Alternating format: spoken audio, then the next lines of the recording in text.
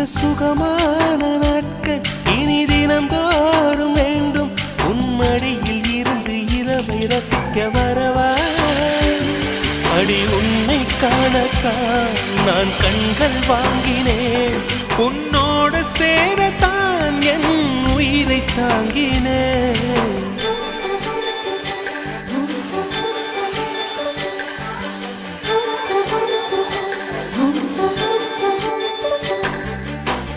வெண்ணிலவே வெண்ணிலவே நல்ல நான் பார்த்து வா.